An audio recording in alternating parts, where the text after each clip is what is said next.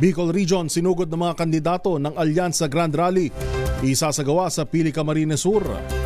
Sa detalye RH28, Lakay Raymond Dadpaas. Lakay Raymond.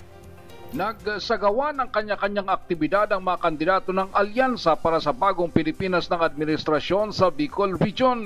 Ito ay bago ang nakatakda nilang Grand Rally mamayang hapon na pangunahan ni Pangulong Bongbong Marcos sa Pili, Camarines Sur.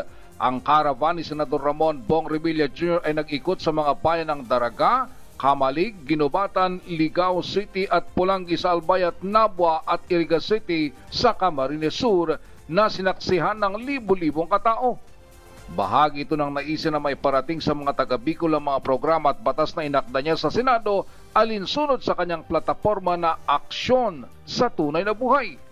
Mainit siyang tinanggap ng mga residente, local leaders at supporters upang marinig ang kanyang programang Economic Empowerment, Healthcare Access at Infrastructure Development sa Bicol Region. Ipinagmalaki naman ni Senador Lito Lapid na isa na siyang Bicolano matapos kilalanin bilang honorary chieftain ng katutubong agta ng Iriga City, Camarines Sur. Dumalaw si Lapid sa kanyang itinuturing na hometown sa Iriga City matapos ang motorcade sa mga bayan ng Kamalig, Ligao at Pulangi sa Albayat, ganoon din sa Nabwa, Camarines Sur. Paliwanag ni Lapid nang sila ay nauli na ng ama ay isang taga-Iriga City ang muling napangasawa ng kanilang ina.